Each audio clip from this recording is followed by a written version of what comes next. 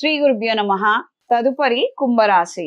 కుంభరాశి వారికి ఈ రాశిలో రాహువు, ద్వితీయంలో శనేశ్వరుడు, చతుర్థంలో కుజుడు, పంచమంలో రవి, బుధుడు, ఆరింట గురువు, సప్తమ స్థానంలో శుక్రుడు, కేతువు. జీవిత భాగస్వామి సలహాలు, సూచనలు మేరకు కొన్ని కార్యక్రమాలను మీరు నిలబెట్టగలుగుతారు. మంచి పరిణామాలు ఏర్పడతాయి. మానసిక తృప్తిని కలిగి ఉంటారు. కాస్తంత అటు ఇటు మాట ఎవరికైనా జారుతుందండి. అందులో ఏమి సందేహం లేదు. అది మానవుడు అన్నవాడికి ఎవ్వరికైనా జరగాల్సిందే. తప్పొప్పులు చేస్తుంటాం, మళ్ళీ సరిదిద్దుకోవాలి, మళ్ళీ మంచి మార్గంలో వెళ్ళాలి. ఇది తెలుసుకొని మెలగగలిగితే బాగుంటుంది. అప్పుడు తప్పు చేశారు కదా, ఇప్పుడు అలానే చేస్తారు, లేదా అప్పుడు అలా మాట్లాడారు కదా, ఇప్పుడు అలానే మాట్లాడతారు అని అంటే మాత్రం కాదు.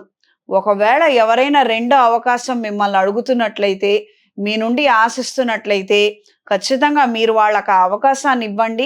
మీరు కూడా మీ జీవితంలో రెండో అవకాశం, రెండో ప్రయత్నం చెయ్యండి.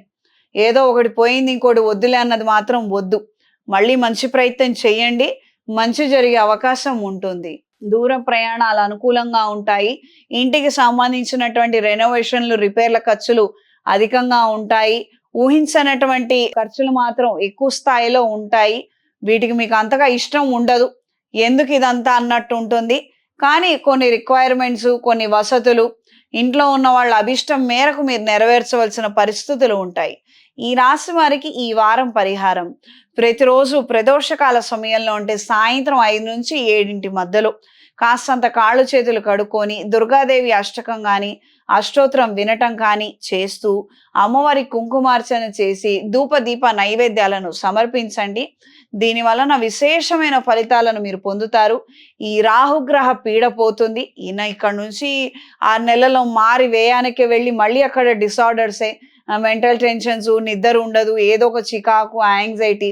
సో ఓవరాల్గా ఈ ప్రాబ్లంలో నుంచి మీరు శాశ్వతంగా బయటికి రావాలని అంటే అమ్మవారి పూజలు ప్రదోషకాల సమయంలో అంటే సాయంత్రం వేళ చేసుకోవడం వలన మీకు ఈ రాహు ఇచ్చేటువంటి నెగటివ్ ఎనర్జీ, ఆ వైబ్రేషన్స్ అని తగ్గుతాయి. మీరు మానసిక ప్రశాంతతను పొందుతారు.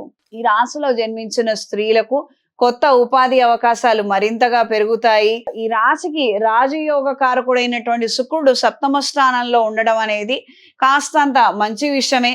కానీ కాస్తంత భార్యాభర్తల మధ్య మాత్రం ఇబ్బంది రావచ్చు, చికాకులు, గొడవలు రావచ్చు.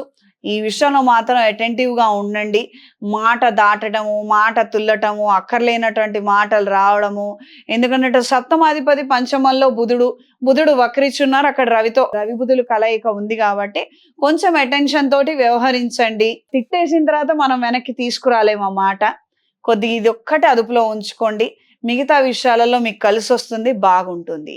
ఈ రాశిలో జన్మించిన వారికి ఈ వారం కలిసొచ్చే రంగు ఎరుపు, కలిసొచ్చే దిక్కు తూర్పు, కలిసొచ్చే సంఖ్య 6.